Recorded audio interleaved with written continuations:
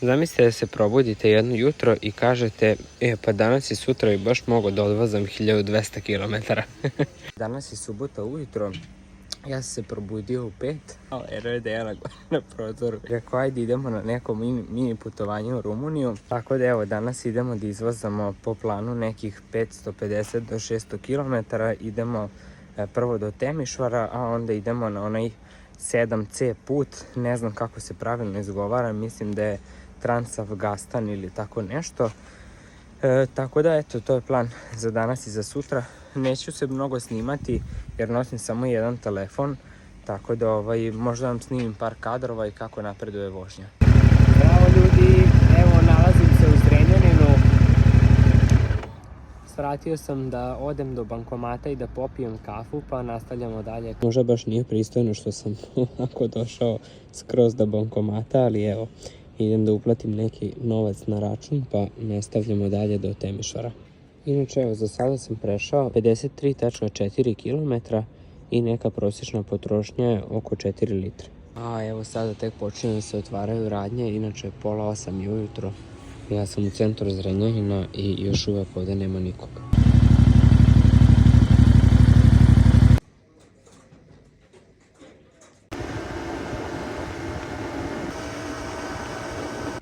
Evo, stao sam da malo protegnem noge, nalazim se u mjestu koje se zove Dumbrava.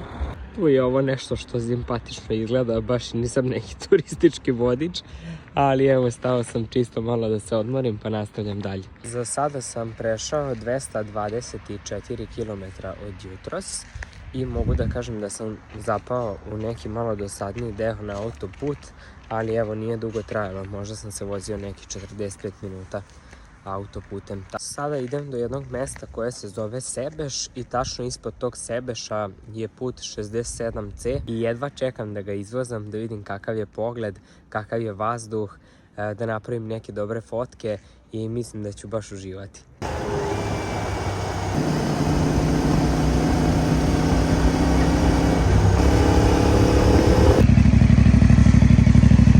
Mama, tata, ženo, samo da javim da sam stigao u Sebeš. Iz ovog mjesta se ide direktno na Transalpinu. No, međutim, pre nego što krenem da vozim taj put, želim da napravim malo veću pauzu i mislim da je sjajno vreme za ručak, jer kad krenem da se vozam, ne znam do kad će to trajati. Pitao sam na ovoj benzinskoj stanici devojku da mi preporuči neki dobar restoran i preporučila mi je hotel sa 3 zvezdice i rekla je da oni imaju jako dobru hranu. Tako da evo, nalazi se na neki 5 minuta od ove pumpe, idem tamo da klopam, a što se tiče noćenja vidjet ćemo. Ja sam uvek onaj tip koji unapred sve isplanira na Bookingu, ali ovaj put sam otišao bez ikakvog plana. Vidjet ću onako predveče kad već padne mrak, gdje ću se nalaziti, u kom mestu i šta će mi biti najbliže i u planu mi je samo da odem, da pronađem neki hotel, platim noćenje, poželjno sa doručkom ako bude i sutradan nastavljamo dalje. Boga mi, ovaj Sebeš neko lepo mestašce. Ima avanturista na svakom koraku. Stigli smo do hotela koji nam je ova devojka na pumpi preporučila. I ovdje možete pročitati, piše hotel, restorant Leul de Aur. Nadam se da se neće ljutiti što sam parkirao ispred, ali evo tu je još neki drugi motor. Stvarno lepo mesto, uređeno, onako sređeno, prelepo je. Verovatno je razvijeno dosta turistički zato što se nalazi tik do Transalpine i verujem da zbog toga ima dosta turista. Evo, ušli smo u hotel. Recepcija, dobro. Ja sam parkirao na neki glavni ulaz, prošao kroz ceo hotel, a ovdje isto ima parking, jednog tamo restoran. Pa ako se slučajno zadesi da se ovdje vratim kad završim vožnju, baš ću pitati koliko je noćenje. Došli smo u baštu od ovog restorana, simpatično izgleda.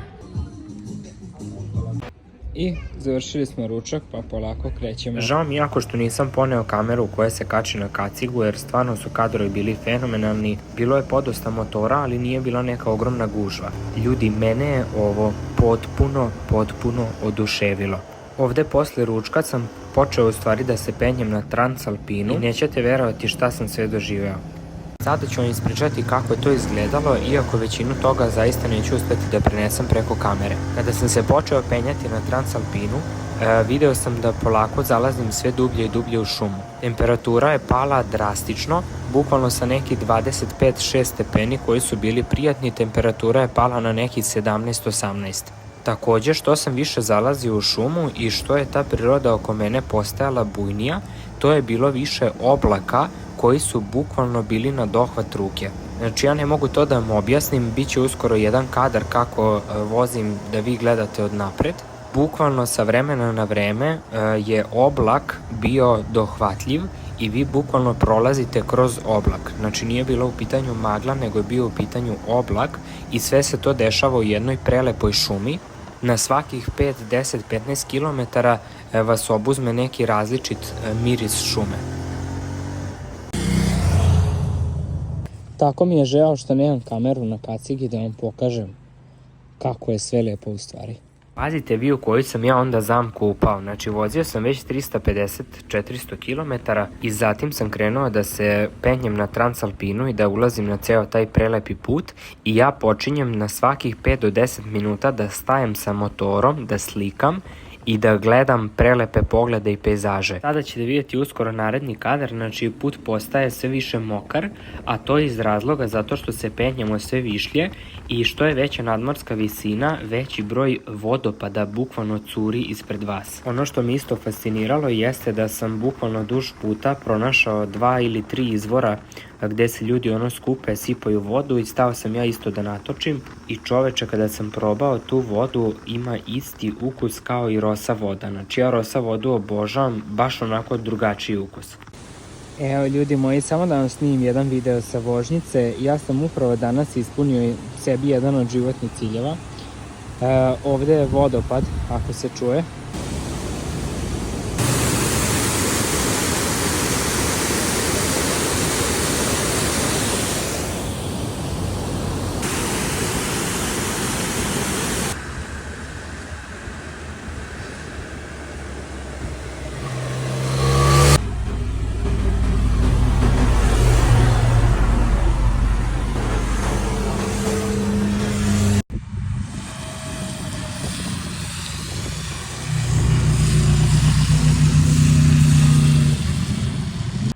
Nema šta, gotovo je, ovo mi se ubraja u jedne od najlepših trenutaka u životu.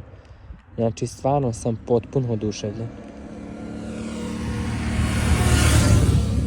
Pogledajte vi prirodu i put. Vam javim kakva je situacija trenutno. Nalazim se evo pred kraj Transalpine, odvozao sam skoro pa celu. Znači, moji utisci su da nisam mogao ni da zamislim da će biti toliko dobro. Ono malo što je padalo kišice, to je bukvalno prestalo nakon pola sata, sat vremena i nije uopšte bilo jako. Sada se tačno oseti kako sunce dopire i greje, znači bukvalno je sve prelepo. Znači ovo ko ne doživi barem jednom u životu, stvarno je puno propustio.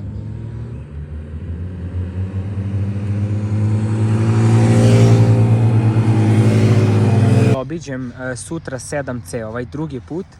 Međutim, meni je ovo toliko predivno da ću sačuvati te emocije i taj lep osjećaj da vidim to po prvi put zajedno sa Dejanom.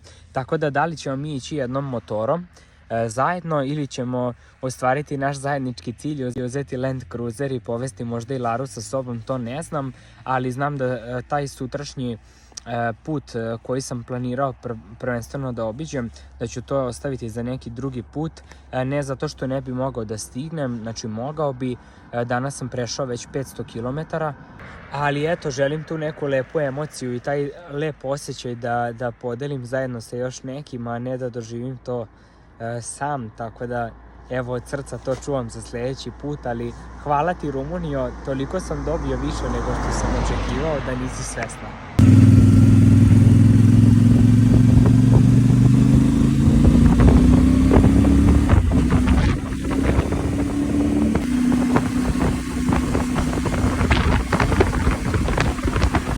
I evo ga, stigli smo u mesto koje se zove Targu Jiu. Ovdje ćemo sada potražiti neki hotel gdje ćemo prespavati i posle toga preko Đerdapske klisure idemo nazad kući za Novi Sad. Evo ga, rezervisali smo Giovanni, tako se zove. Tu smo uzeli ovaj mali apartman, čisto eto da prenoćim, A kako sam ga pronašao, zaustio sam nekog bajkera sa rumunskim tablicama koji je bio tu u centru grada i pitao ga kao da mi nešto preporuči. Čovjek je otišao na Booking, pogledao šta ima slobodno za večeras i poslao me da dođem ovde. Inače, noćenje sam platio 180, leđe malo jače od 35 eura, ali mislim stvarno mi ništa više ni ne treba. Evo, možda budem punio kadu, čovječ, da se kupam. Naravno da neću puniti kadu. Sigurno. Eto, dosta. I idemo na večeru. Ovaj grad baš nije tako ni mali, evo ima tamo DM, ima 2-3 Lidla koliko sam video na mapi. A ovaj bajker mi je preporučio da ovde uzmem nešto za večeru.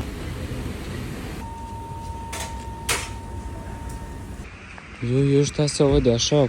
Sad će me neka poti 100%. Evo, uzeo sam vodu obično i taj neki meni ili kombo kako se već zove, ovde je pomfrit. Inače, ovakav krompir je pravila moja baka. Onako malo bude kao skuvan, ali baš je lep. Što bi neko rekao, pozamašno. Znači, ne mogu više da pojedem. Evo ga, motor je ostavljen u dvorištu, a ja idem polako na tuširanje i na spavanje. I dobro jutro svima, evo dobrodošli na drugi dan. Ovde je trenutno 8:53, znači skoro 9 sati, kod nas je to u Srbiji 8. Malo počistim apartman i krećemo za Srbiju. Neki plan je danas da odem, da izvozam Đerdapsku klisuru, da odem do manastira Tumane i onda polako redom kući, da li ću otići do Smedereva ili negde drugde, nije mi bitno, ali trudit ću se da maksimalno izbegnem autoput.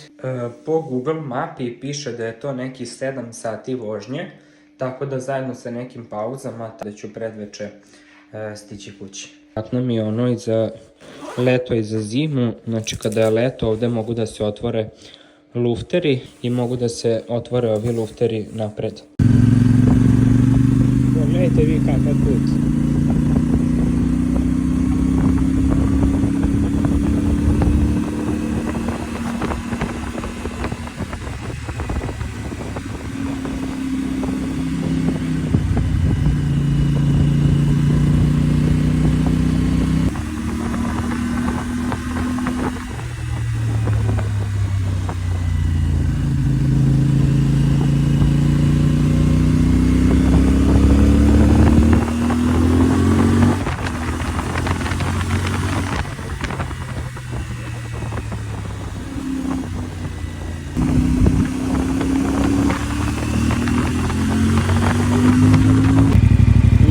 Stigli smo do Dunava, preko puta je Srbija.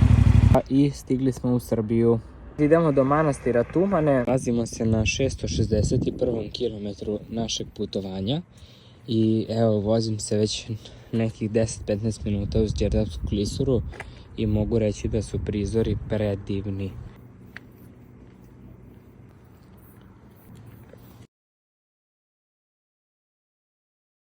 Sa Bogom svakog od nas kao pojedinca.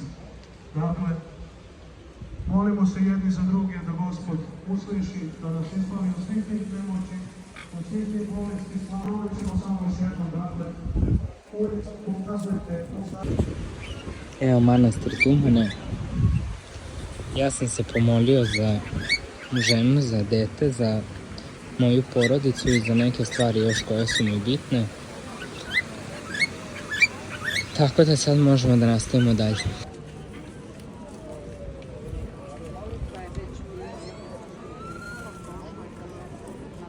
Stigli smo, dragi moji, i na Srebrno jezero. Nalazimo se ispred vile Atos. Dejana i ja smo već jednom ovde dolazili sa motorom i mislim da smo još jednom sa kolima, tako da mogu da kažem da smo ne česti, ali stalni gosti. Dole vam je Srebrno jezero. Tu rekli da će biti uskoro gotov kad smo bili prošli put, tako da evo baš ću malo dođem da snimim. Ovde sam inače svratio na ručak. Evo, ovo je novo od prošlog puta. Boga mi, lep je bazenčić.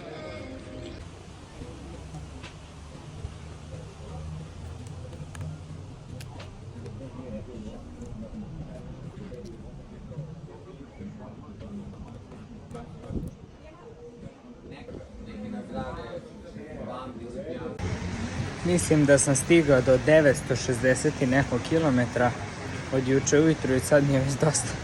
Evo, s obzirom da sam blizu Novog Sada, idem svakako ovim putem. Svratio sam do Inđi outleta, pa pravac kući. Stigao sam kući i ovime se moje putovanje završilo. 985 km. Hvala što ste gledali ovaj video, Rumunija me potpuno oduševila. Značilo bi nam kada biste lajkovali ovaj video i zapratili kanal i čujemo se u nekom od narednih klipova. Pozdrav!